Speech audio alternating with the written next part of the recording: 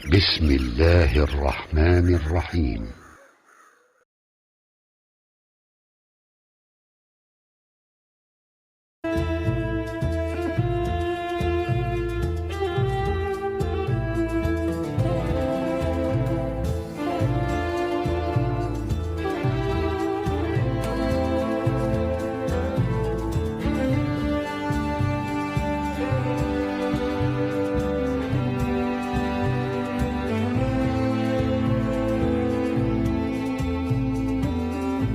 الحمد للہ رب العالمین والصلاة والسلام علی سید الانبیاء والمرسلین،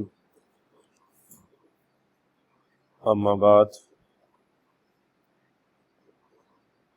اللہ رب العزت جل جلالہ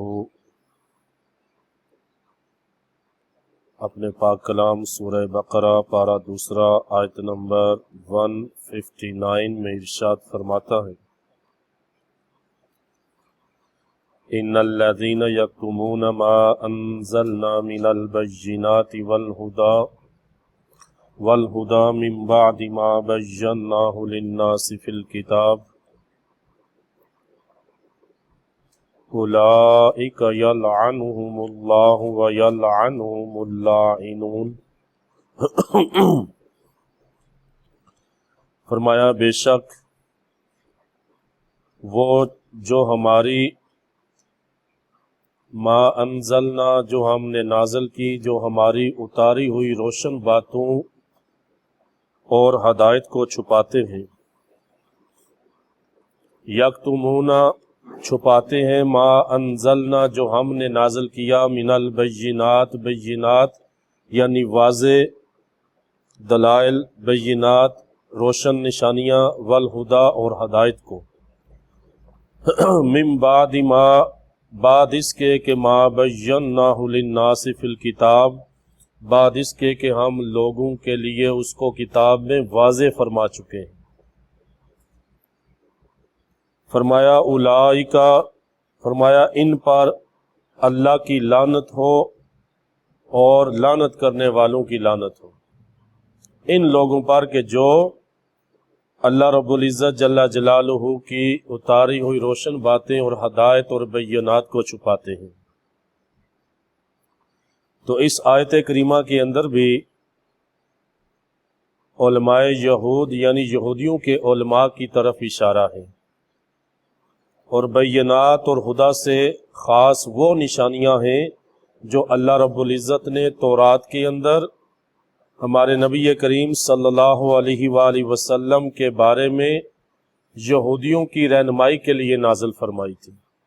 بینات اور ہدا، ہدایت جو ہے، جو روشن نشانیاں ہیں، یہ وہ ہیں کہ جو تورات میں خالق کائنات اللہ رب العزت نے یہودیوں کی رہنمائی کے لیے نازل فرمائی تھی، جسے علماء یہود نے چھپا لیا تھا۔ یکتمون یعنی وہ چھپاتے ہیں، تو انہوں نے بجائے یہودیوں کی رہنمائی کرنے کے بجائے ان کو ان دلائل کی سے آگاہ کرنے کے، علماء یہود نے اس کو چھپا لیا۔ تو فرمایا جو یکتمون جو چھپاتے ہیں، جنہوں نے چھپا لیا روشن باتوں کو، جو ہدایت کی باتوں کو چھپاتے ہیں، فرمایا بعد اس کے کہ ہم اس کو کتاب میں واضح کر چکے ہیں، ایک ایک کنڈیشن، ایک ایک بات ہم اس کتاب میں واضح فرما چکے ہیں، تو فرمایا اس کے باوجود وہ اس کو چھپاتے ہیں۔ تو فرمایا ان سب پر اولئک یلعنہم اللہ، اللہ کی لعنت ہو اور لعنت کرنے والوں کی لعنت ہو۔ آپ دیکھیں پیچھے بھی آیت نمبر 140 میں دیکھیں آپ، تو وہاں پہ ذکر ہو چکا ہے وَمَنْ أَظْلَمُ مِمَّنْ كَتَمَ شَهَادَةً عِنْدَهُ من اللہ، کہ اس شخص سے بڑھ کے ظالم کون کہ جس کے پاس اللہ کی طرف سے گواہی آئی اور اس نے اسے چھپا لیا۔ قاتم شہادت، اس نے شہادت کو چھپا لیا۔ تو یہاں پر اللہ رب العزت نے یہ وضاحت سے فرما دیا، یا یہ وضاحت ہو رہی ہے، بتایا جا رہا ہے کہ تورات اور انجیل میں کیسی کیسی کھلی شہادتیں تھیں جنہیں یہ چھپاتے پھرتے تھے۔ اہل کتاب تھے، یہودی تھے یا عیسائی تھے، تو ان دونوں کتابوں کے اندر جس طرح کہ آپ ماقبل سماعت کر چکے ہیں کہ اللہ رب العزت نے واضح بینات اور واضح ہدایت کی باتیں ارشاد فرمائی تھیں جسے یہ چھپاتے تھے۔ اور اس آیت کا پس منظر، اس کا شان نزول حضرت سیدنا ابن عباس رضی اللہ تعالیٰ عنہ بیان کرتے ہیں کہ 3 صحابی رسول حضرت سیدنا معاذ بن جبل اور حضرت سیدنا سعد بن معاذ اور حضرت سیدنا خارجہ بن زید رضی اللہ تعالی عنہم یہ علماء یہود کے پاس گئے اور ان سے پوچھا کہ تورات میں نبی اکرم صلی اللہ علیہ وآلہ وسلم کے متعلق کیا لکھا ہوا ہے۔ انہوں نے جا کے پوچھا یہودیوں کے علماء سے کہ نبی آخر الزمان کے بارے میں کیا لکھا ہوا ہے، تو انہوں نے بتانے سے انکار کر دیا اور کہا کہ کچھ نہیں لکھا ہوا، چھپایا اس کو۔ تو اس موقع پہ یہ آیت کریمہ نازل ہوئی، ان الذین یکتمون ما انزلنا، کہ بے شک وہ لوگ جو ہماری اتاری ہوئی روشن باتوں اور ہدایت کو چھپاتے ہیں بعد اس کے کہ لوگوں کے لیے ہم اس سے کتاب میں واضح فرما چکے، تو فرمایا ان سب پر اللہ کی لعنت ہو اور لعنت کرنے والوں کی لعنت ہو۔ اور یہ لعنت کوئی چھوٹی سی چیز نہیں ہوتی، جس پہ اللہ رب العزت لعنت فرما دے وہ تو شیطان، جس نے شیطان پہ لعنت فرمائی مردود ہو گیا، تو اللہ نے اس پہ لعنت فرما دی۔ تو اللہ جس پہ لعنت فرما دیتا ہے نا تو وہ ہمیشہ کے لیے اللہ کی بارگاہ سے مردود ہو جاتے ہیں۔ آگے اس کا ذکر آئے گا، لعنت کے متعلق میں عرض کروں گا۔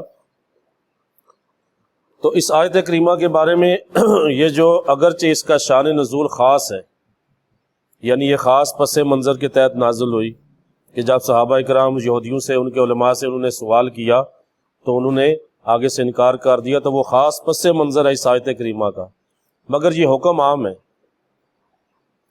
انہا نزلت فی الیہود والحکم عام، کہ یہ جو آیت ہے یہود کے حق میں نازل، ان کے بارے میں نازل ہوئی، مگر اس کا حکم عام ہے۔ حکم عام سے مراد کیا؟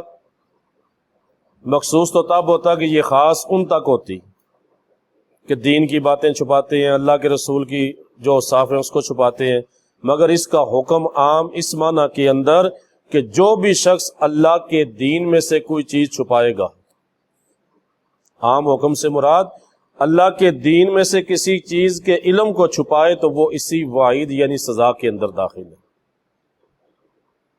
اس آیت کریمہ کا حکم عام سے مراد کیا کہ آج کے دور کے اندر بھی یا آنے والے دور کے اندر بھی کوئی اللہ کے دین کی کوئی بات، کوئی علم کی بات چھپائے گا تو وہ بھی اسی وعید کے اندر داخل ہوگا۔ اور آپ دیکھیں نا اس آیت کریمہ کا حکم جو عام ہے، یہ صحابہ کرام نے بھی اس کو عام ہی رکھا ہے۔ حضرت سیدنا ابو ہریرہ رضی اللہ تعالیٰ عنہ دیکھیں حدیث مبارکہ کہ آپ خود فرماتے ہیں کہ اگر اللہ کی کتاب میں یہ آیت نازل نہ ہوتی تو میں تم کو حدیث بیان نہ کرتا۔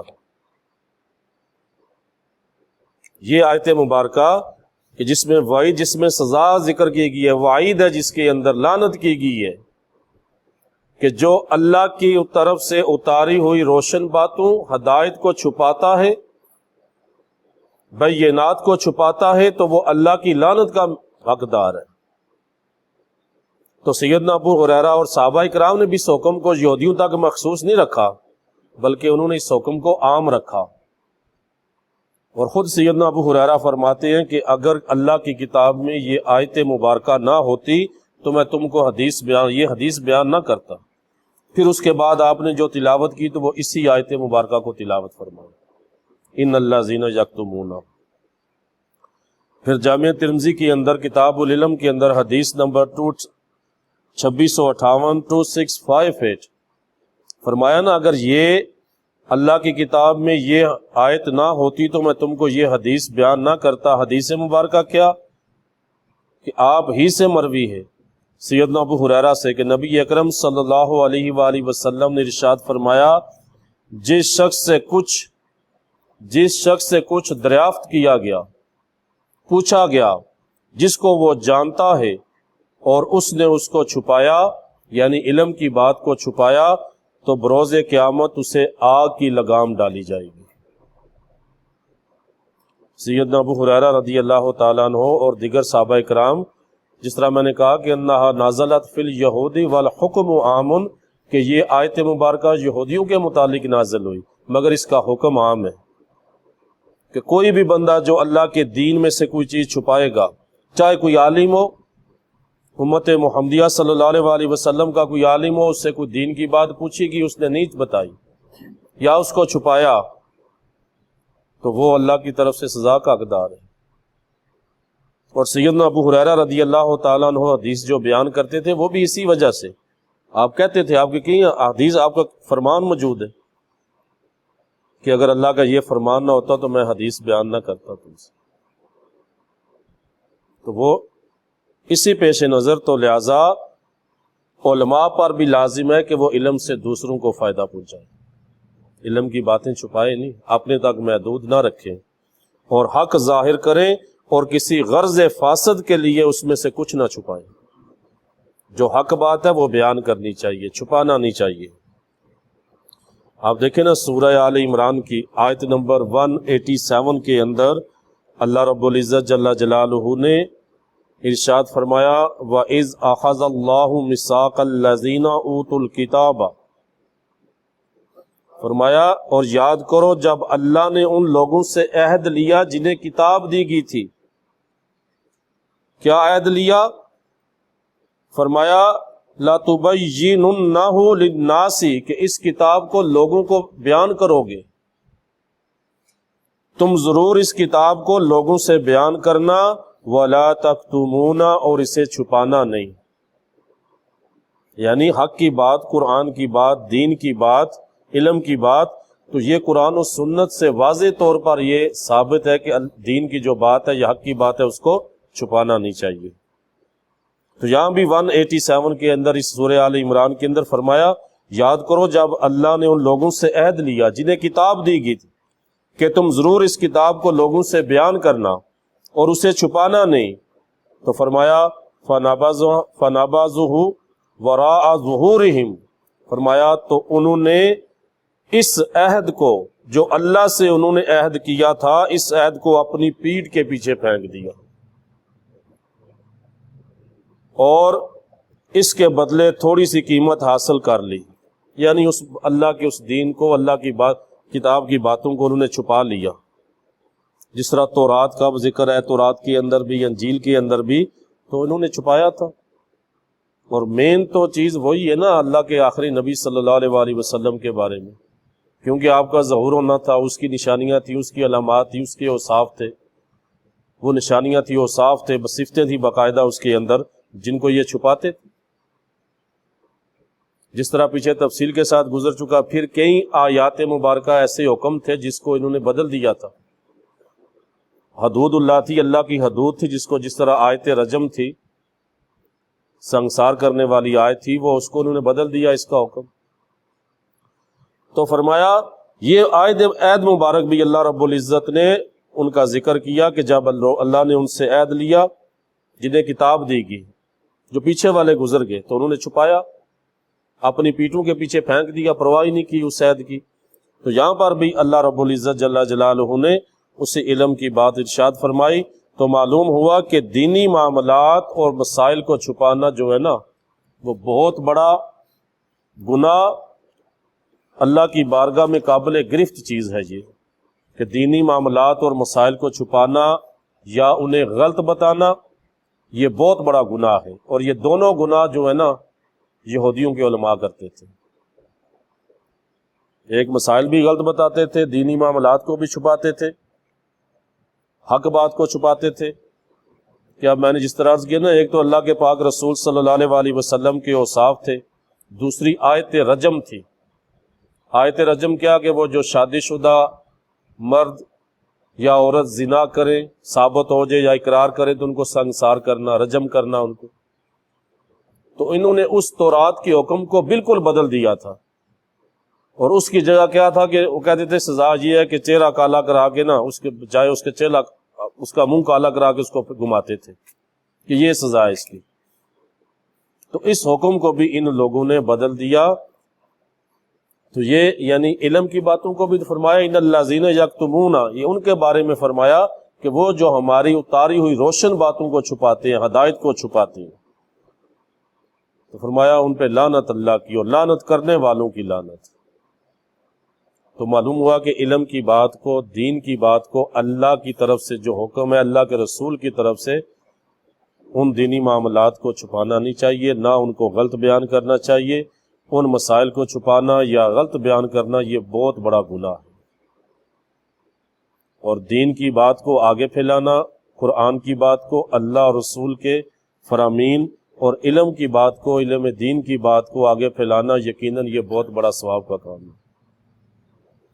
تو لہٰذا جس شخص کو اللہ نے علم دیا ہے، اللہ نے جس پہ کرم کیا، آپ دیکھیں نا، علم جو ہے یہ اللہ کی پسندیدہ چیز ہے، اور مال جو ہے وہ اللہ کی ناپسندیدہ چیز ہے۔ حضرت علی المرتضیٰ رضی اللہ تعالیٰ عنہ کرم اللہ تعالیٰ وجہ الکریم، آپ فرماتے ہیں نا کہ اللہ رب العزت کا ہم پہ کرم ہے کہ اس نے ہمیں اپنی پسندیدہ چیز یعنی علم عطا فرمایا، اور اپنی ناپسندیدہ چیز یعنی دولت دنیا داروں کو عطا فرمائی۔ تو یہ علم اللہ رب العزت کی بہت بڑی نعمت ہے، چھوٹی سی بات نہیں ہے یہ۔ تو لہٰذا جس شخص کو اللہ رب العزت نے علم عطا فرمایا ہے، اس سے پوری کوشش اور جد و جہد سے اس علم کو پھیلانا چاہیے، چاہے اس کے اندر اسے مشقت برداشت کرنی پڑے، چاہے اس کے اندر اسے اپنا مال خرچ کرنا پڑے، اپنا پیسہ خرچ کرنا پڑے۔ اس علم دین کو آگے پھیلانا ضروری ہے۔ اگر ایسا نہ کیا گیا تو پھر علم مٹ جاتا ہے، علم ختم ہو جاتا ہے۔ آپ دیکھیں نا، علم کی کتنی نوعیں ہیں، کتنی صنعتیں ہیں۔ بڑے بڑے علماء، بڑے بڑے اہل علم حضرات آئے، دنیا سے چلے گئے، اب ان کا علم انہی کے ساتھ، بہت سا علم چلا گیا، کچھ انہوں نے مدون کیا، کچھ ہم تک پہنچا۔ تو علم کی بات جس کے پاس بھی ہو، پھر میرے پاس ہے، آپ کے پاس ہے، ہمارا کام ہے کہ ہم اس علم کی بات کو آگے پھیلائیں۔ تو لہٰذا جس شخص کو اللہ رب العزت جل جلالہ نے علم عطا فرمایا، اس سے پوری کوشش اور جدوجہد کے ساتھ علم کو پھیلانا چاہیے، خواہ اس کے اندر اس سے تکلیف آئے، مشقت پیش آئے، یا اس کا پیسہ لگے۔ اور اس کے ساتھ ساتھ یقیناً وہ بندہ بھی بڑا خوش نصیب ہے کہ جس کو اللہ نے علم تو نہیں دیا لیکن وہ مال والا ہے، پیسے والا ہے، تو وہ اپنے پیسے کو علم کے پھیلاؤ کے لیے استعمال کرتا ہے، علم دین کے لیے، کہ جس کی وجہ سے وہ مال و دولت اپنی خرچ کرتا ہے تاکہ علم پھیلے، لوگوں تک علم پہنچے۔ تو ایسا بندہ بھی صحیح معنوں کے اندر جنت کی ابدی نعمتوں کا حقدار ہے، کہ جو اپنی مال و دولت کو جس کو اللہ نے پیسہ دیا ہے، تو وہ اللہ کے دین کی مدد اس معنی کے اندر کہ دین کا علم پھیلاتا ہے۔ علم نہیں ہے لیکن پیسہ ہے تو پیسے کو لگاتا ہے، تو وہ بھی یقیناً سعادت مند بندہ ہے۔ تو علم کی بات ہو رہی تھی، تو یہاں پہ یہ بھی یاد رکھیں کہ جس طرح علم کی بات چھپانا گناہ ہے، اسی طرح وہ لوگ جو بیوقوف ہوں یا نااہل لوگ ہوں، ان کے سامنے علم و حکمت کی بات کرنا بھی منع ہے، کیونکہ ہر انسان کی عقل جو ہوتی ہے وہ تام نہیں ہوتی، یا ہر انسان جو ہے نا وہ اہل نہیں ہوتا کہ وہ اس بات کو، یعنی بعض علم کی باتیں ایسی ہوتی ہیں کہ جس کو وہ بیوقوف لوگ نہیں اس کا مذاق اڑاتے ہیں، یا نااہل لوگ ہوتے ہیں، ان کے سامنے وہ علم کی بات بیان نہیں کرنی چاہیے۔ میں آپ کو مثال دیتا ہوں کہ آج سے کچھ عرصہ پہلے آپ دیکھیں بخاری شریف کی وہ حدیث مبارک ہے جس کے اندر ہماری پاک نبی صلی اللہ علیہ وآلہ وسلم کا وہ دنیا سے پردہ فرمانے کا وقت تھا، تو آپ نے مسواک کو طلب کیا، ہماری ماں سیداتنا عائشہ صدیقہ نے اس مسواک کو اپنے منہ سے نرم کر کے آپ کو دیا۔ تو یہ واقعہ کہیں وہ بیٹھا ہوا تھا، کہیں تو ایک نوجوان تھا، وہ اس نے یہ واقعہ کسی اخبار میں پڑھ رہا تھا۔ تو آپ دیکھیں عقل دیکھیں لوگوں کی، حالانکہ اس کے اندر بتایا گیا ہے کہ میاں بیوی کے کتنے حقوق ہیں، میاں بیوی کو کس پیار محبت سے رہنا چاہیے، کہ اللہ کے رسول ہمارے لیے مشعل راہ، آپ کی سنت ہمارے لیے مشعل راہ۔ تو وہ جناب اس کی عقل تھی، ایسی بات اس نے پڑھی یا سنی تو وہ کہنے لگا دیکھیں یار یہ مولوی عشق مشوقی کی باتیں کرتے ہیں، معاذ اللہ۔ یعنی اس طرح کی عقل پھر ایسی بندہ بات کر جاتا ہے جس سے ایمان ہاتھوں سے چلا جاتا ہے، اعتراض کر بیٹھتے۔ تو اس لیے یہ بھی فرمایا کہ بیوقوف اور نااہل لوگوں کے سامنے علم و حکمت کی بات بیان کرنے کی ممانعت ہے۔ آپ دیکھیں حدیث صحیح بخاری کتاب العلم کی حدیث نمبر 127، حضرت علی المرتضی رضی اللہ تعالی عنہ آپ کا یہ فرمان امام بخاری نے نقل کیا۔ آپ فرماتے ہیں حدث الناس بما یعرفون اتحبون ان یکذب اللہ ورسولہ، فرمایا کہ لوگوں کے سامنے ایسی باتیں بیان کرو، ایسی حدیثیں بیان کرو جس کو وہ پہچانتے ہوں۔ کیا تم اس بات کو پسند کرتے ہو کہ وہ اللہ اور اس کے رسول کی تکذیب کریں؟ یعنی معرفت، ایسی باتیں معروف جو ان کی عقلیں اس باتوں کو ان کو وہ لے سکیں یا وہ تکذیب نہ کریں آگے سے، ایسا علم یا ایسی حدیث ان کے سامنے بیان کرو جس کو وہ آسانی سے اپنے اذہان کے اندر سما سکے۔ پھر اسی طرح حضرت سیدنا عبداللہ بن مسعود رضی اللہ تعالیٰ نے فرمایا کہ جب تم لوگوں کے سامنے ایسی حدیث بیان کرو، ایسی بات بیان کرو جو ان کی عقلوں کے مطابق نہیں، تو فرمایا وہ بعض لوگوں کے لیے فتنہ بن جائے گی۔ کہ ہر انسان کا ایک ٹائم ہے نا، ایک ٹائم پیریڈ ہے۔ انسان اگر علم کی دنیا کی طرف آنا چاہتا ہے یا بالکل جاہل ہے تو اس کو بالکل اعلیٰ درجے کی علم کی بات نہیں بتائی جا سکتی۔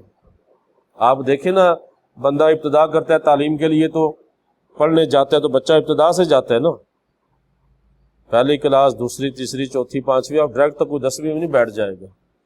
تو اسی طرح کوئی بعض علم کی باتیں ایسی ہوتی ہیں کہ جو، یا علم ہوتا ہے کہ جو جس طرح بندے کے سامنے بیان نہیں، ہر بندے کے سامنے بیان نہیں کیا جا سکتا۔ لوگ پھر اس کو آسانیاں ڈھونڈتے ہیں، پھر اس کے اندر جا کے پھر وہ حرام کاموں کے اندر جا پڑتے ہیں۔ کئی مسائل ہیں، بہت سارے مسائل ہیں قرآن حکیم کے اندر جن کا اطلاق مخصوص چیزوں پہ ہوتا ہے، لیکن اگر اس کو عوام و ناس کے سامنے بیان کر دیا جائے تو لوگ پھر اس کو کرنے لگتے ہیں، حرام میں جا پڑتے۔ بہت ساری چیزیں ہیں۔ تو یہاں بھی بہرحال نااہل لوگ جو ہیں، بیوقوف لوگ، جو دماغ کے غبی لوگ ہوتے ہیں، بیوقوفوں کے سامنے بات کر، وہ ان کی بات ہو رہی ہے کہ جو نااہل ہوتے ہیں، غبی ہوتے ہیں، بیوقوف ہوتے ہیں، ان کے سامنے دین کی بات، علم کی بات بیان کرنے کی ممانعت اس وجہ سے کہ انکار کر بیٹھیں گے وہ۔ تو اسی طرح فرمایا لوگوں کے لیے فتنہ بن جائے گی۔ تو فرمایا ان الذین یکتمون ما انزلنا من البینات والہدی من بعد ما بیناہ للناس فی الکتاب اولئک یلعنہم اللہ ویلعنہم اللاعنون۔ تو فرمایا ان سب پر اللہ کی لعنت اور لعنت کرنے والوں کی لعنت۔ تو یہاں پہ لعنت کا ذکر ہے تو اس کے ضمن کے اندر یہ تھوڑا واضح کرنا چاہتا ہوں کہ آج کے اس دور کے اندر ہم لوگ بات بات پہ لعنت کرتے ہیں۔ لعنت بہت سخت چیز ہے۔ بات بات پہ دیکھیں گھروں کے اندر یا سوشل میڈیا کا دور ہے، ذرا سی بات کے اوپر جی لعنت ہو، تم پہ لعنت ہو، تم پہ لعنت ہو، فلاں، یعنی بات بات پہ لعنت ہوتی ہے، حالانکہ لعنت بڑا سخت، یہ بہت سخت چیز ہے۔ تو یہاں اللہ رب العزت نے ان پہ لعنت فرمائی جو حق بات کو چھپاتے ہیں، وہ یہود تھے، بینات اور ہدایت کی باتوں کو انہوں نے چھپایا، تو فرمایا ان پہ اللہ کی لعنت اور لعنت کرنے والوں کی لعنت۔ تو یاد رکھیں لعنت کرنے والوں سے مراد فرشتے ہیں یا جن و انس، یا تو فرشتے ہیں یہ جو لعنت کرنے والوں، کہ فرمایا نا لعنت کرنے والوں کی لعنت، تو اس سے مراد یا تو فرشتے ہیں یا جن و انس میں سے مومنین ہیں کہ وہ لعنت کرتے ہیں ان پہ، یا جن و انس کے ما سوا، جن و انس کے ما سوا جو ہیں وہ حیوانات اور حشرات الارض ہیں کہ جو لعنت کرتے ہیں۔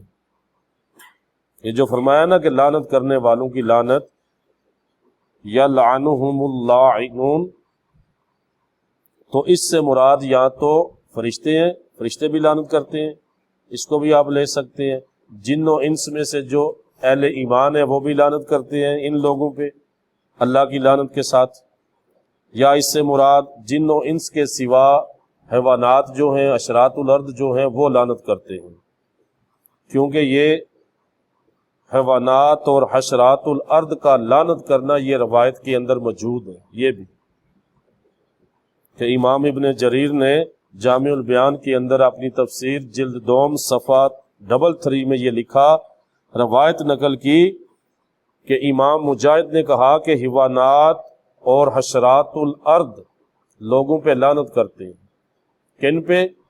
اور کہتے ہیں کہ بنو آدم کے گناہوں کی وجہ سے ہم بارش سے محروم ہو گئے۔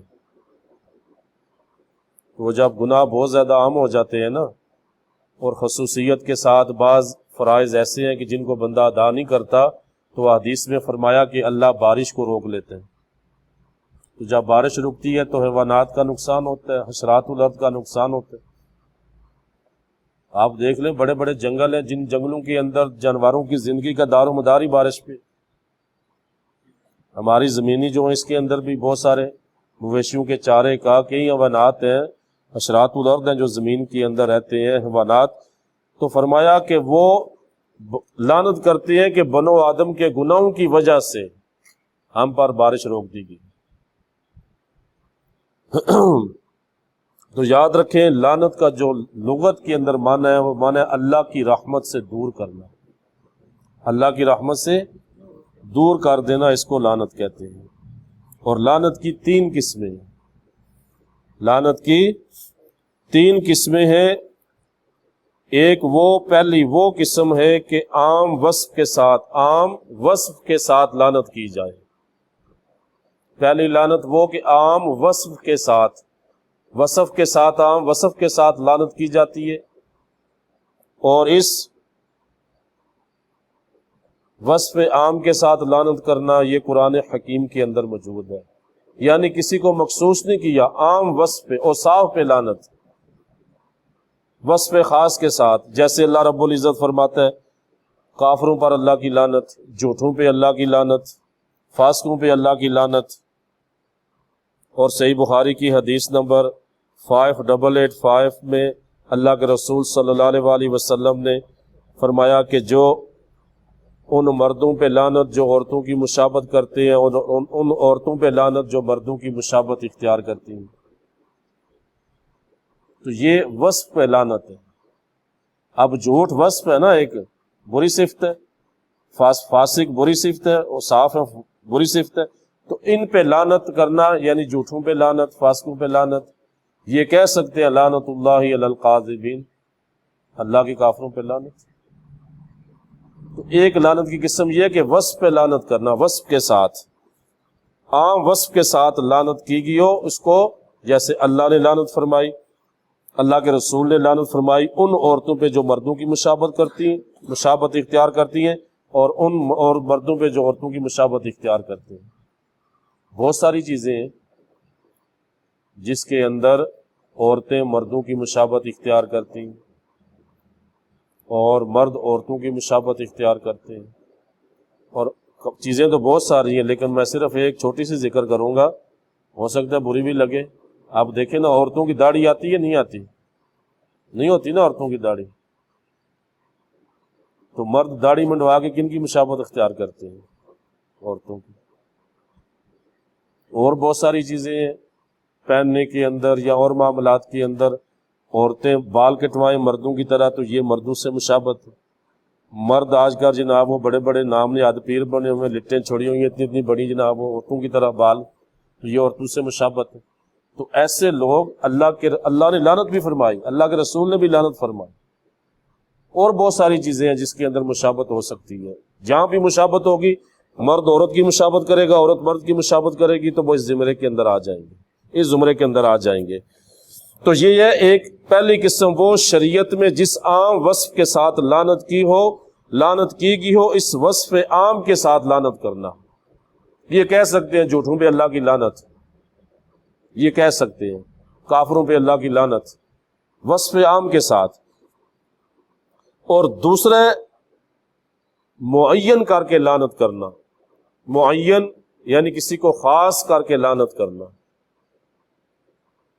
یہ دوسری قسم ہے لعنت کی۔ یہ صرف اس شخص پہ کرنا جائز ہے جس شخص کی موت، جس بندے کی موت کفر پر دلیل قطعی سے ثابت ہو۔ یعنی ہمیں جس بندے کی موت کا پتہ چل جائے دلیل قطعی کے ساتھ کہ یہ بندہ کفر پہ مرے، معین کر کے صرف اسی پہ لعنت کی جا سکتی ہے، ورنہ نہیں کی جائے گی کسی پہ۔ جیسے ابو لہب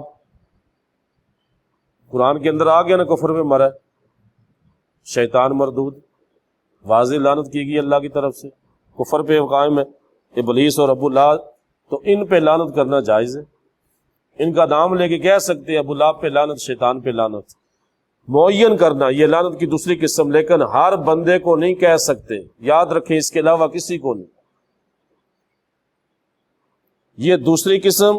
اور تیسری قسم جو ہے لعنت کی، وہ یہ ہے کہ جو شخص ظاہر حال کے اعتبار سے مومن ہو یا کافر ہو، ظاہری حال کے اعتبار سے، ظاہری کیا ہے کہ مومن ہے، اقرار کرتا ہے کہ مسلمان ہو، ٹھیک ہے جی مسلمان ہے، یا کافر ہو، اور اس کا کفر پہ مرنا معلوم نہ ہو، تو اس پہ لعنت کرنا جائز نہیں، کیونکہ ہو سکتا ہے اللہ تعالیٰ اس کافر کو اسلام کی توفیق دے دے۔ یعنی لعنت کے تین قسمیں میں نے آپ کے سامنے عرض کی۔ پہلی وہ کہ عام وصف کے ساتھ لعنت کرنا، جیسے قرآن میں اللہ نے کی ہے، کافروں پہ اللہ کی لعنت، فاسقوں پہ۔ اور دوسری قسم وہ کسی کو معین کر کے، خاص کر کے لعنت کرنا، نام لے کے، وہ صرف کر سکتے ہیں اس پہ جس پہ دلیل قطعی ہمارے پاس ہو، یعنی قرآن کی نص ہو، اللہ کے رسول کا فرمان ہو، تو اس پہ لعنت کی جا سکتی ہے۔ ابلیس ہو گیا، ابو لہب ہو گیا، جس کا کفر پہ مرنا متحقق ہے ہمارے نزدیک، پہ پتہ چل جائے۔ اور تیسری قسم، جو شخص ظاہری حال کے اعتبار سے مومن ہے یا کافر ہے، تو اس پہ لعنت معین کر کے اس پہ لعنت کرنا جائز نہیں ہے، ٹھیک ہے جی۔ اس کو خاص یہ نہیں کہہ سکتے فلاں کافر کا نام لے کے اس پہ لعنت نہیں ہو سکتی، معین کر کے، تعین کر کے، کسی مسلمان کا نام لے کے اس پہ لعنت نہیں ہو سکتی، یہ تیسری قسم۔ ہاں، اور صاف پہ لعنت کر سکتے ہیں آپ کے سامنے کسی نے جھوٹ بولا تو آپ یہ نہیں کہہ سکتے تم پہ اللہ کی لعنت، آپ یہ کہہ سکتے ہیں جھوٹوں پہ اللہ کی لعنت۔ معین کر کے، خاص کر کے لعنت اسی پہ ہو سکتی ہے جس کا کفر پہ مرنا متحقق ہو، کیونکہ لعنت کا مطلب ہے اللہ کی رحمت سے دور کر دینا، تو مسلمان کو آپس میں ایک دوسرے پہ لعنت نہیں کرنی چاہیے، اور یہ بہت سخت چیز ہے۔ آگے اس کے اوپر میں آپ کے سامنے اللہ کے پاک رسول صلی اللہ علیہ وآلہ وسلم کے ارشادات بھی ہیں کہ لعنت مسلمان پہ کرنا کیسا۔ تو بہرحال یہ تین قسمیں ہیں جس کے اندر صرف الاؤ معین کر کے صرف اسی پہ کہ جو کفر پہ مر گیا، جس کا پکا معلوم ہے ہمیں اور دلیل شرعی سے ہمیں پتہ ہے، اس کے علاوہ کسی پہ خاص کر کے کسی معین کافر پہ بھی لعنت نہیں کی جا سکتی، کیونکہ امید رکھنی چاہیے، ہو سکتا ہے اللہ اسے اسلام کی توفیق دے دے۔ اور لعنت کا مطلب ہی یہ ہے کہ ہمیشہ کے لیے جہنم مقدر، اللہ کی رحمت سے مایوس، دور ہمیشہ کے لیے۔ تو لعنت صرف اور صاف کا وصف کے ساتھ، آپ وصف کے ساتھ ویسے بھی نہیں کرنی چاہیے، بچنا چاہیے۔ بزرگان ہمارے بزرگوں کی یہی عادت ہے کہ اب جتنا آپ لعنت کرنے کے اندر وقت لوگے اتنا اللہ کا ذکر کر لو، فائدہ کیا دنیا سے جو مار کے ان پہ لعنت کرنے کی ضرورت کیا؟ بعض لوگ کرتے ہیں نا، بعض پہ تو لعنت، جھوٹوں پہ اللہ کی لعنت، کافروں پہ اللہ کی لعنت اس وصف کے ساتھ، اوصاف کے ساتھ کر سکتے ہیں، معین کر کے نہیں کر سکتے۔ حدیث مبارکہ تو یاد رکھیں کہ بات بات پہ لعنت کرنا انتہائی مذموم عادت ہے، بلکہ سنن ابو داؤد کی روایت ہے، ارشاد فرمایا کہ جس نے اس شخص پہ لعنت کی جو لعنت کا مستحق نہیں، تو لعنت کرنے والے پہ وہ لعنت لوٹے گی، اس کے اپنے اوپر لوٹ آئے گی۔ سنن ابو داؤد کی حدیث مبارکہ، اور بخاری شریف کی حدیث نمبر 6150، 6105، قال رسول اللہ صلی اللہ علیہ وسلم لعن المومن کا قتلہ، فرمایا مومن پہ لعنت کرنا اس سے قتل کرنے کی طرح ہے۔ کسی مومن پہ، مسلمان پہ لعنت کرنا اس کو قتل کرنے کی طرح ہے۔ مطلب یہ کہ اس گناہ کا جو درجہ ہے وہ قتل کے گناہ کا درجہ ہے۔ کسی نے کسی کو قتل کیا تو وہ جو گناہ ہے نا، اسی طرح مسلمان پہ لعنت کرنا فرمایا وہ بھی گناہ برابر ہے اس کے. لعن المومنی کا قتل ہی، کہ مومن پہ لعنت کرنا اس کو قتل کرنے کی طرح، گویا اس کو قتل کر دیا گیا. اور اسی طرح جامع ترمذی کے اندر یہ روایت ہے، فرمایا کہ مومن جو ہوتا ہے نا وہ بہت لعنت کرنے والا نہیں ہوتا کہ بات بات پہ لعنت کرتا رہے کہ تم پہ لعنت، تم پہ فلان. فرمایا مومن کی یہ عادت نہیں ہے وہ بہت لعنت کرتا ہو. تو یاد رکھیں قرآن حکیم کے اندر جو نچوڑ ہے نا، میں آپ کے سامنے عرض کرنے لگا ہوں لعنت کے مفہوم کے متعلق. لعنت کافروں پر بھی کی گئی ہے قرآن کے اندر، اور گناہ کبیرہ کرنے والے مسلمانوں پر بھی وصف عام کے ساتھ لعنت کی گئی ہے. جیسے کہ جھوٹوں پہ لعنت، یہ وصف عام ہے نا، مسلمانوں پہ بھی اس پہ. تو مسلمان لعنت اللہ علی الکاذبین، قرآن میں یہ بھی فرمایا گیا، کافر لعنت اللہ علی الکافرین، اور یہاں بھی اللہ نے لعنت فرمائی کافروں پہ. تو وصف عام کے ساتھ جو لعنت ہے وہ مسلمان پہ بھی ہے. لیکن ان میں فرق کیسے ہوگا؟ تو فرق یہ ہے کہ کافروں پر جو لعنت ہے اس کا معنی ہے کہ اللہ کی رحمت سے بالکل دور کر دینا، بالکل یا دور کر دینا. کافروں پہ جو لعنت ہے مطلب وہ اللہ کی رحمت سے بالکل یا دور ہے، بالکل دور ہے.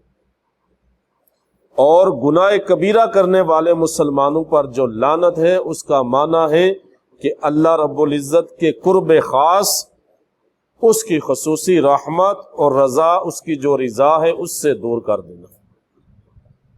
یعنی جو لعنت اللہ وصف کے ساتھ، اوصاف کے ساتھ لعنت کی گئی. کافروں پہ جو لعنت ہے مراد کیا ہے؟ اللہ کی رحمت سے ہمیشہ کے لیے دور. اور مسلمانوں پہ جو کبیرہ گناہ کرنے والوں پہ جو لعنت ہے مطلب کہ اللہ کی خصوصی رحمت سے، اللہ کے قرب سے دور. اب گناہ کبیرہ کرنے والا اللہ کے قرب تو نہیں ہوتا نا، وہ اللہ رب العزت کے قرب میں نہیں ہوتا، ظاہر دور ہی ہوتا ہے، نہ ہی اس کی خصوصی رحمت میں ہوتا ہے، نہ اس کی رضا کے اس کے شامل حال ہوتی ہے. تو مسلمان پہ جب لعنت ہوگی یہاں پہ تو مراد یہی ہوگا کہ وہ اللہ کے قرب سے دور ہے. اس کو بالکل یا دور نہیں کہہ سکتے کہ اللہ کی رحمت سے دور ہو جائے، مسلمان کے لیے یہ نہیں. پھر اس کے بعد آگے ارشاد فرمایا الا الذین تابوا واصلحوا وبینوا فاولئک اتوب علیہم وانا التواب الرحیم. سبحان اللہ. آپ دیکھیں اس کی رحمت بھی، جہاں کفاروں پہ زجر و توبیخ ہوتی ہے، کفار کو سزا کا ذکر کیا جاتا ہے، کفار کو وعدیں دی جاتی ہیں، اس کے بعد بھی اللہ رب العزت ان کے لیے معافی کا اعلان بھی کرتا ہے، ایمان لے آؤ اللہ تمہیں معاف فرما دے گا. اہل ایمان کا ذکر ہوتا ہے، گناہ گاروں کا ذکر ہوتا ہے، گناہوں کا نافرمانوں کی سزا کا ذکر کیا جاتا ہے، تو اس کے بعد اللہ رب العزت توبہ کا ذکر بھی لازمی کرتا ہے. گویا اس کی رحمت آوازیں دیتی ہے کہ آ جاؤ، بخشش چاہیے تو معافی مانگ لو.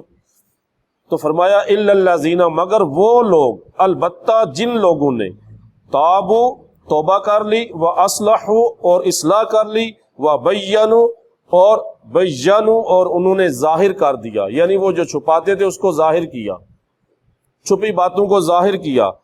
فرمایا فاولئک اتوب علیہم، تو فرمایا میں ان لوگوں کی توبہ قبول کرتا ہوں،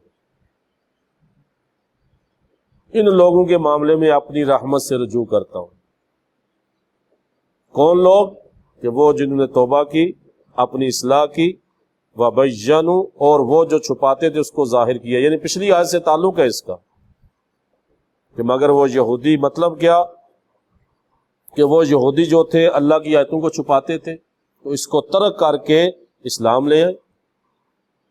یہودی سب سے پہلے اسلام لائیں، توبہ کریں اللہ کی بارگاہ میں، تابوا واصلحوا اپنی اصلاح کریں، اپنی باطنی اصلاح کریں، ظاہری اعمال کو درست کریں، یا وہ جو انہوں نے چھپایا ہوئی تھی جو باتیں تورات کے اندر اللہ کے رسول صلی اللہ علیہ وآلہ وسلم کے بارے میں، اپنی قوم کو، اپنی عوام کو، اپنے پیروکاروں کو اس کی تبلیغ کریں، خود بھی توبہ کریں، دین کی طرف آئیں، بینوا واضح کریں ان آیات کو، آیات بینات کو، ہدایت کی باتوں کو.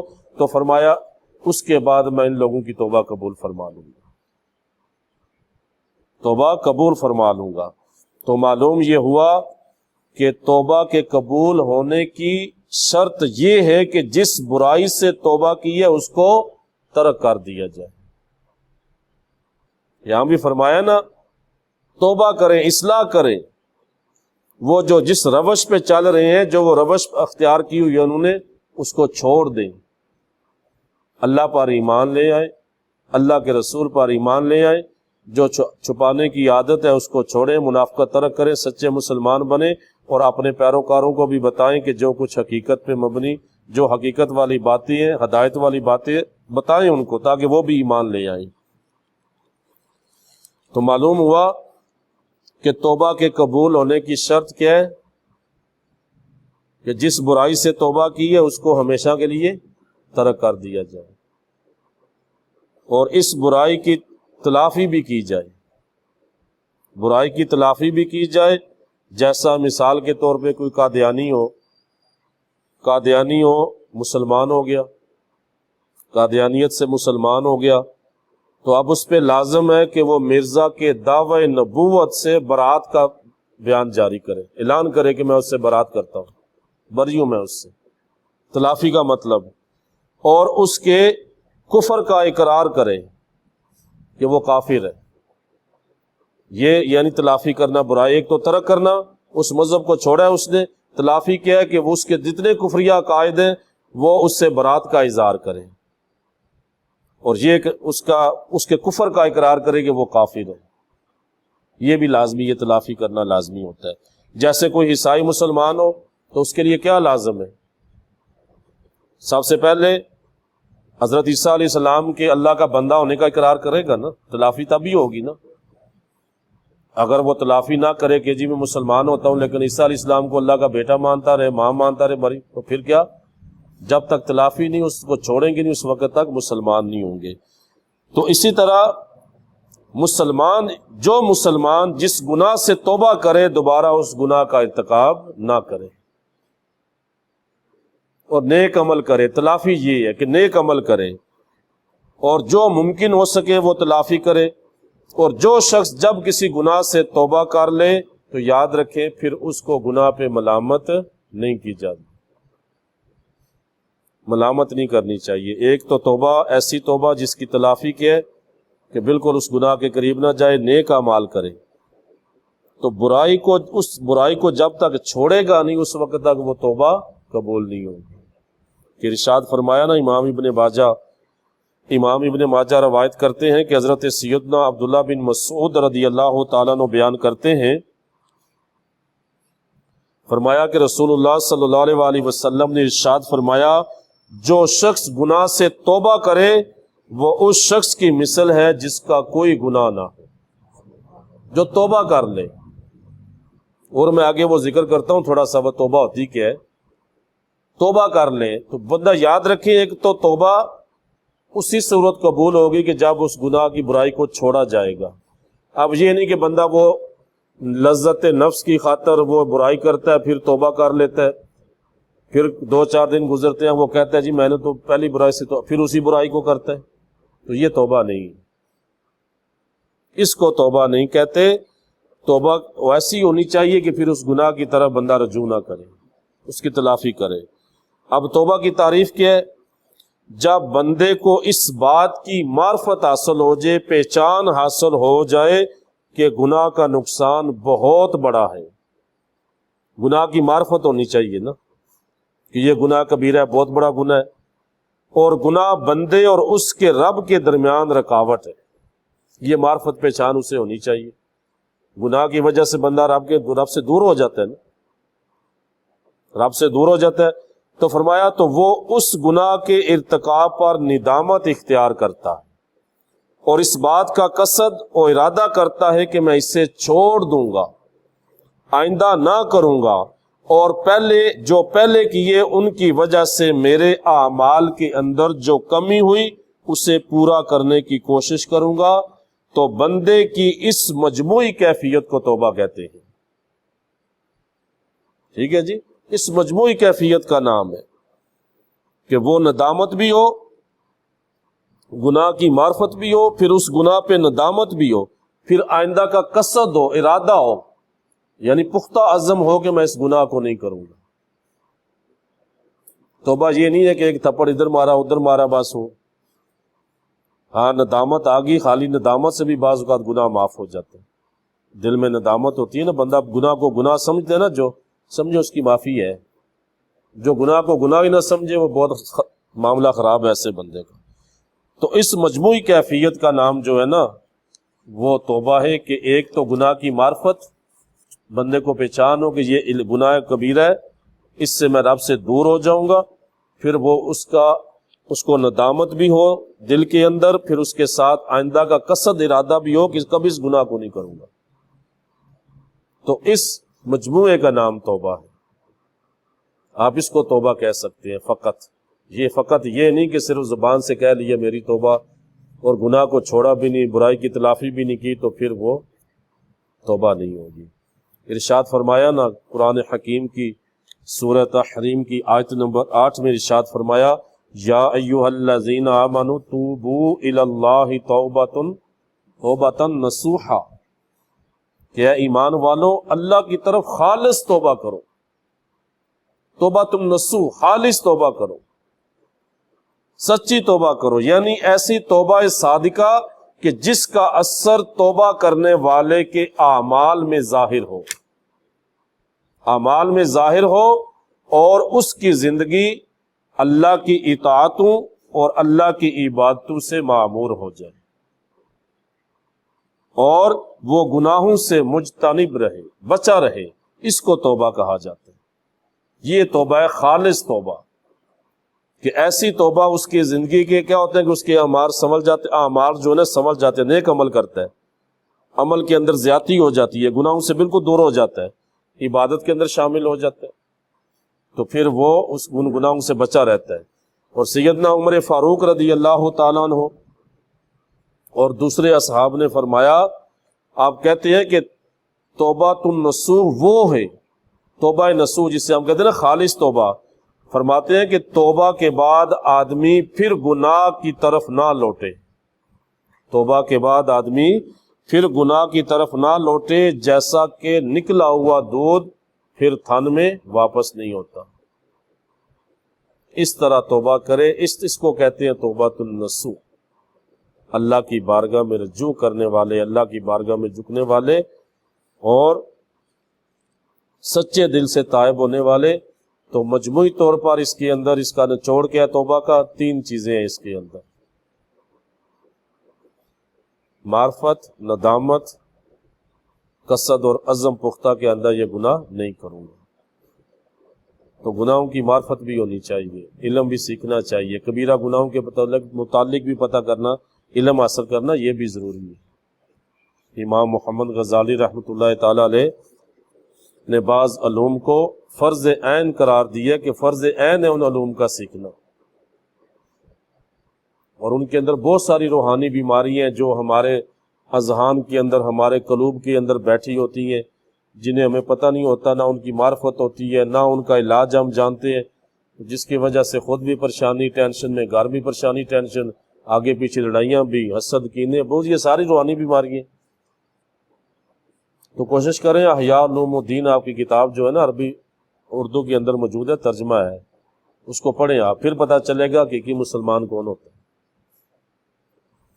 پھر اس کے بعد آگے ارشاد فرمایا، ان الذین کفروا وماتوا وهم کفار اولئک علیہم لعنۃ اللہ والملائکۃ والناس اجمعین۔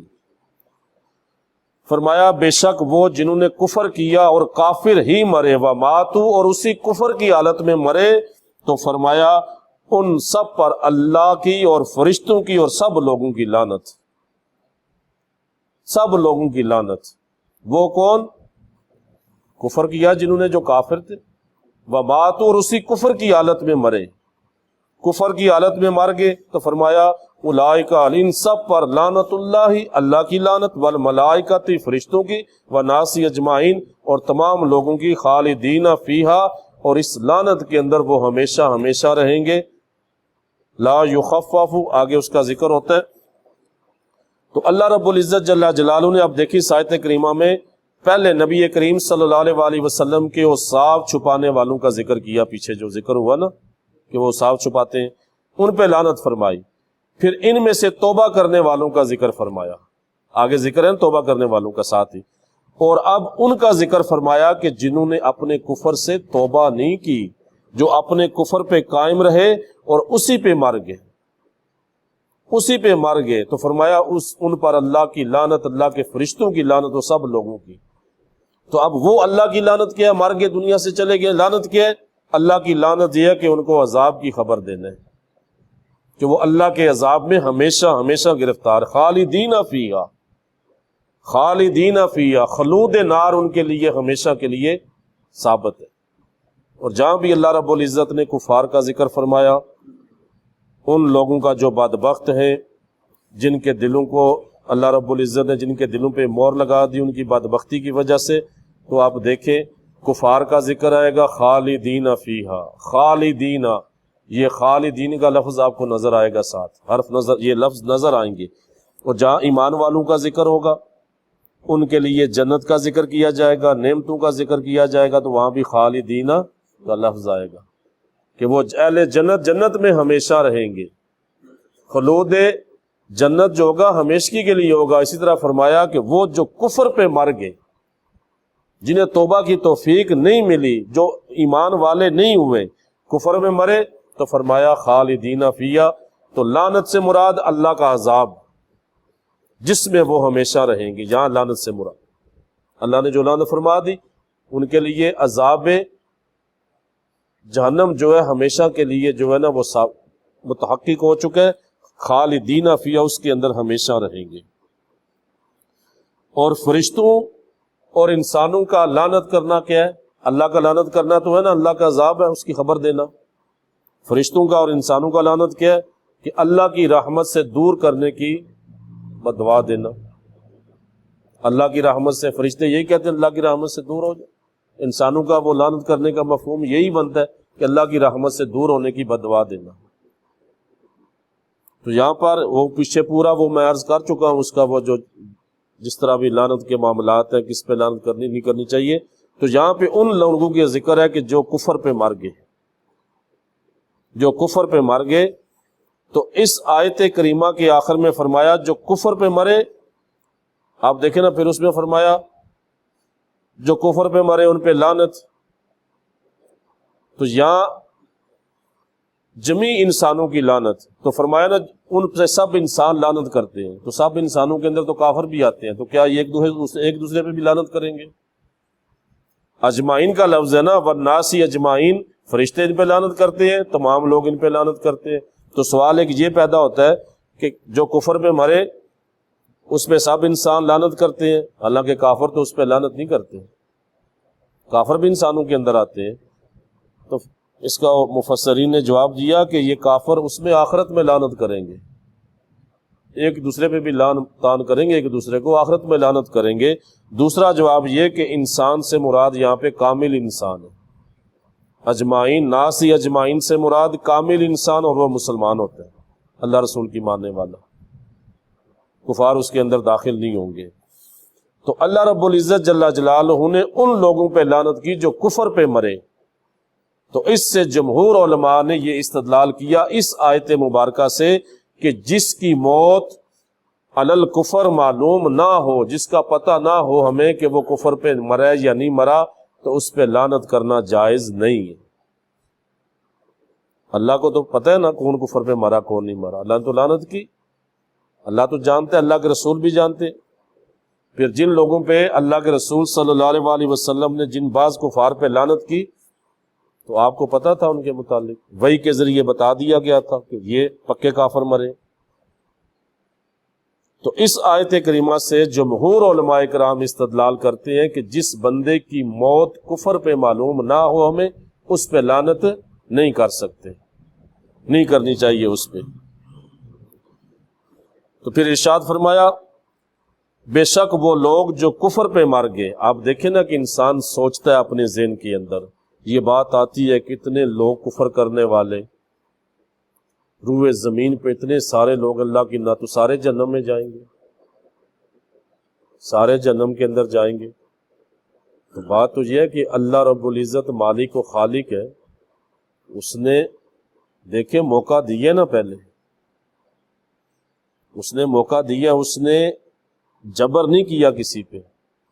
ہدایت کے معاملے میں، شعور کے معاملے میں، سمجھ بوجھ کے معاملے میں اللہ رب العزت نے انسان کو اختیار دیا ہے.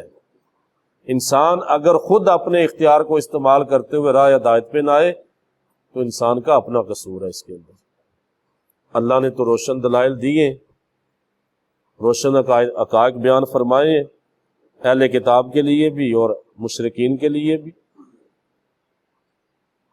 ان کے لیے بھی جو بتوں کی پوجا کرتے ہیں اپنے ہاتھوں سے بنائے ہوئے، یہ تو عقل نہیں مانتی نا، عقل سے بدی سی بات ہے. تو واضح طور پہ اللہ نے ان کو دعوت دی. پھر یہ دین اسلام جو تا قیامت ہے، جو علماء اس کے وارث ہیں یہ موجود ہیں، وہ دعوت دیتے ہیں ان کو، جن کی طرف بلانے والے بھی ہیں لوگ. تو دعوت و تا قیامت ہے. تو اس اللہ نے ان کو مہلت دی ہوئی ہے، نہیں آئیں گے اس مہلت کی طرف. تو فرمایا قرآن حکیم کے ایک مقام پہ فرمایا کہ میں جہنم کو جن اور انس سے بھر دوں گا. لا ذران لجہنم، کہ میں جہنم کو جن و انس سے بھر دوں گا. کہ بہت سارے فرمایا جن و انس میں نے جہنم کے لیے پیدا کیے. مطلب یہی کہ وہ ایمان نہیں لانے والے اللہ نے اپنے ازلی علم سے جان لیے. اللہ نے ان کو اختیار دیا لیکن اپنے اختیار سے ایمان نہیں لاتے. یہی آزمائش ہے نا، اللہ نے جبر نہیں کیا ان پہ. تو یہی کفار کا معاملہ ہے. تو فرمایا شیطان جب مکالمہ ہوا تھا اسی وقت بتا دیا، کہا تھا کہ اللہ مجھے مہلت دے، قیامت تک میں تیرے بندوں کے راستوں میں بیٹھوں گا. اور خود کہا تھا، اللہ نے ذکر کیا کہ جو مخلصین ہیں اس کے بندے، اس پہ میرا داؤ نہیں چلے گا. تو پھر یہ سسٹم سارا چلا ہوا ہے. تو جو ایمان لائے گا اللہ کی مانے گا فابی، اللہ مالک خالق ہے. نہیں مانے گا تو پھر وہ ہمیشہ کے لیے خلود نار، اس کا ہمیشہ کے لیے جہنم میں جائے گا. تو فرمایا کفر کی حالت میں مر گئے.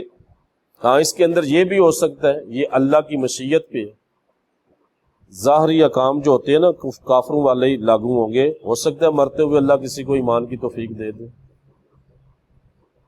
ورنہ روح جب آ جائے نا، جب غیب منکشف ہو جائے بندے پہ، مطلب کیا کہ جب مرنے والا فرشتوں کو دیکھ لیتا ہے، آتے ہوئے اپنی طرف دیکھ لیتا ہے، اس وقت کی توبہ قبول نہیں ہے. اس وقت توبہ قبول نہیں ہوتی. قرآن میں واضح توبہ کے لیے فرما دیا، وہ اصول بیان کر دیے. وہاں فرما دیا، فرمایا توبہ یہ ہے کہ نہ دانی سے جالت سے گناہ کر بیٹھو پھر جلدی توبہ کر لے. فرمایا ایسوں پر اللہ اپنی رحمت سے رجوع فرماتا ہے، ان کو معاف کرتا ہے. اور فرمایا وہ جو ساری زندگی گناہ کرتے رہے، اور نہ ہی وہ جو کفار ہیں، اور نہ فرمایا وہ جو گناہ کرتے رہتے ہیں ساری زندگی، اور نہ کفار کے جب موت کا وقت آئے تو وہ کہیں تبت الآن، کہ میں اب توبہ کرتا ہوں. مطلب وہی کہ فرشتوں کو دیکھ لیتے ہیں. تمہارے لیے ساتھی توبہ یہ توبہ نہیں ہے. توبہ صادقہ یہ ہے کہ وقت سے پہلے ہو، غیب منکشف، غیب دیکھنے سے پہلے ہو، اس وقت اللہ توبہ قبول کرتا ہے. باقی اللہ کی مشیت ہے، اللہ کی رحمت ہے، اللہ ہو سکتا ہے کسی کافر کو توفیق دے دے. تو اس لیے معین کر کے لعنت کرنے سے منع کیا گیا ہے نا. تو ہو سکتا ہے اللہ کسی کو، ہاں تو جو یہ تو واضح اعلان فرما دیا، فرمایا ایمان نہیں لائیں گے، کفر پہ مریں گے، فرمایا خلود نار ہمیشگی کے لیے، ہمیشہ اس کے اندر رہیں گے جہنم کے اندر. تو پھر وہ اس کی جو کنڈیشن ہوگی اللہ اس صورت پہ نہیں بھیجے گا. یہ احسن تقویم اللہ نے اس کو فرمایا ہے، جس پہ اپنے انبیاء کی اللہ تعالیٰ نے اپنے انبیاء کو پیدا کیا، اسی پہ انسانوں کو پیدا کیا. تو یہ جو انسان کا جسم ہے نا، یہ احسن تقویم پہ اللہ نے پیدا کی ہے. اس بنا پہ اس جسم کے ساتھ اللہ جہنم میں نہیں بھیجے گا. بڑے بڑے جسم ہوں گے ہیبت ناک، فرمایا نا احد پہاڑ جتنی ایک ایک کافر کی داڑھ ہوگی، یا اتنے جسم ہوں گے ان کے، اتنے بڑے جسم بنا کے ان کو جہنم میں پھینکا جائے گا. تو فرمایا نا کہ وہ اتنی جہنم کی آگ، وہ جہنمی اگر دنیا کی آگ میں ان کو بھیج دیا جائے تو وہ چین کی نیند سو جائیں گے. تو وہ خلود نار ہمیشہ کے لیے. تو فرمایا بے شک وہ لوگ ان الذین کفروا، جنہوں نے کفر کیا، وماتوا، اور اسی حالت میں مرے، کفر کی حالت میں، وہم کفار، تو فرمایا وہ کفار ہیں، وہ کافر ہیں، وہ کافر ہیں. اولئک علیہم لعنت اللہ، فرمایا یہ وہ ہیں جن پہ اللہ کی لعنت، والملائکۃ، اس کے فرشتوں کی، والناس اجمعین اور تمام لوگوں کی، خالدین فیہا، اور فرمایا اس لعنت میں ہمیشہ گرفتار رہیں گے، یعنی اس عذاب کے اندر۔ لا یخفف عنہم العذاب ولا هم ینظرون، اور فرمایا ان سے عذاب کم کیا جائے گا، نہ ان کو مہلت دی جائے گی، نہ ان سے عذاب کم ہوگا۔ لا یخفف، تخفیف نہیں ہوگی، جس عذاب میں وہ گرفتار ہوں گے یہ کافر جو کفر کی حالت میں مرے، اور نہ ہی ان کو مہلت دی جائے گی، تو وہ ذرا بھی عذاب کی ان میں کمی نہیں ہوگی۔ تو یہاں پر یہ واضح ہوتا ہے کہ نیک اعمال کے مقبول ہونے کے لیے ایمان شرط ہے، ایمان شرط ہے، ایمان نہ ہو تو پھر کچھ بھی نہیں۔ ایمان کے بغیر جو نیکیاں ہوتی ہیں وہ ضائع ہو جاتی ہیں۔ تو ارشاد فرمایا نا، ارشاد فرمایا قرآن حکیم کی سورہ نحل کی آیت نمبر 97 کے اندر ارشاد فرمایا، من عامل صالحا من ذکر او انثی فہو مؤمن، فرمایا جس نے نیک کام کیے، خواہ وہ مرد ہو یا عورت ہو، بشرط کہ وہو مؤمن، وہ مومن ہو، ایمان والا ہو، تو ارشاد فرمایا ہم اس کو پاکیزہ زندگی کے ساتھ ضرور زندہ رکھیں گے۔ فَلَا نُحْيِيَنَّهُ حَيَاةً طَيِّبَةً، فرمایا ہم اس کو پاکیزہ زندگی اس کے ساتھ ضرور زندہ رکھیں گے کہ جس نے نیک کام کیے، اور ہم ان کو ان کے نیک کاموں کی ضرور جزا دیں گے۔ تو یہاں پر ایمان لازمی، فرمایا بشرط کہ وہ مومن ہو، فہو مومن، مرد ہو عورت ہو نیک عمل کرے، شرط کیا ہے کہ وہ ایمان والا ہو۔ تو ایمان لازمی شرط ہے، ایمان کے بغیر جتنی مرضی کوئی نیکیاں کرتا پھرے، ایمان کے بغیر وہ ساری نیکیاں بیکار ہیں، اللہ کی بارگاہ میں وہ نیکیاں قبول نہیں ہیں۔ آپ دیکھیں نا، اس کے بارے میں باقاعدہ حضرت ام المومنین عائشہ صدیقہ رضی اللہ تعالیٰ عنہ بیان کرتی ہیں، صحیح مسلم کی حدیث ہے کتاب الایمان کی، حدیث نمبر 508 اور 365، کہ ایمان لازمی ہے۔ آپ کے زمانے میں آپ کہتی ہیں کہ یا رسول اللہ، ابن صلی اللہ علیہ وآلہ وسلم آپ کہتی ہیں کہ یا رسول اللہ، ابن جدعان زمانے جاہلیت میں رشتہ داروں کے ساتھ نیک سلوک کرتا تھا۔ ایک شخص گزرا ہے، امیر تھا، مسکینوں کو کھانا کھلاتا تھا، نیکیاں کرتا تھا، تو فرمایا کیا اس کا یہ عمل اس کو نفع دے گا؟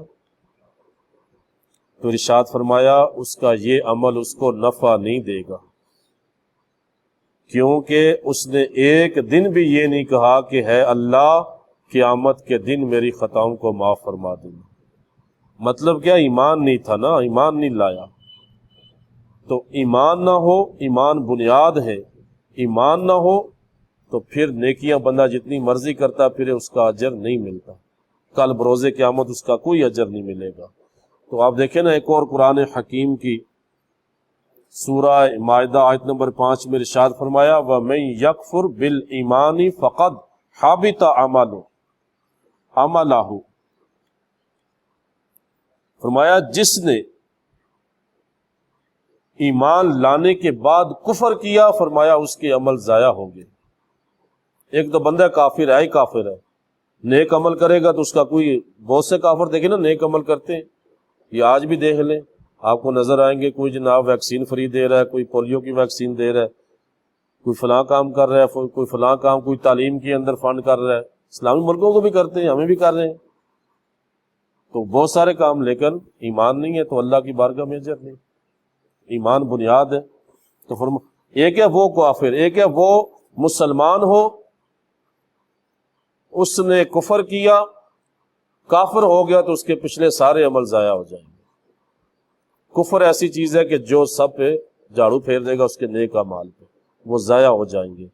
تو ایمان بنیاد ہے اس کی، ایمان ہوگا تو عمل قبول ہوں گے اللہ کی بارگاہ میں، ایمان نہیں ہے تو اعمال بھی قبول نہیں ہے۔ قرآن حکیم کی ان آیات سے یہ واضح ثابت ہوتا ہے، اور حدیث مبارکہ سے بھی ثابت ہوتا ہے کہ ایمان بنیاد ہے۔ نیکیاں جو کفار کریں گے ان کو آخرت کے اندر اس کا کوئی صلہ نہیں ملے گا۔ پھر ارشاد فرمایا وَإِلَٰهُكُمْ إِلَٰهٌ وَاحِدٌ لَا إِلَٰهَ إِلَّا هُوَ الرَّحْمَٰنُ الرَّحِيمُ، اور فرمایا تمہارا معبود ایک معبود ہے، وَإِلَٰهُكُمْ تمہارا معبود، واحد ایک ہی معبود ہے، لا الہ اس کے سوا کوئی معبود نہیں، وہی رحمان و رحیم ہے، وہی رحمان و رحیم ہے، اس کے سوا کوئی معبود نہیں۔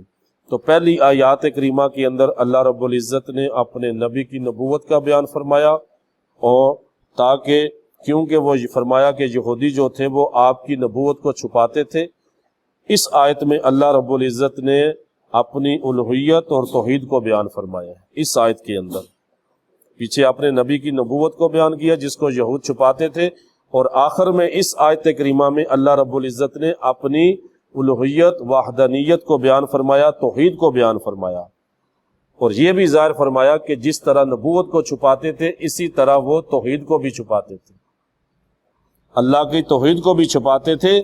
تو اللہ کے واحد ہونے کا معنی کیا ہے؟ کہ الوہیت میں اس کا کوئی شریک نہیں، خدا ہونے میں کوئی شریک نہیں، نہ الہ ہونے میں، وہ واحد و یکتا ہے، اور عبادت کا مستحق ہونے میں وہ متفرد یعنی تنہا ہے، وہی عبادت کا مستحق ہے، اور اس کی کسی صفت میں کوئی اس کا نظیر نہیں ہے، کوئی مثیل نہیں ہے، کوئی شبیہ نہیں ہے اس کی کسی صفت کے اندر، اس کی ساری صفات قائم بھی ذاتی ہی اپنی ذات کے ساتھ قائم ہے۔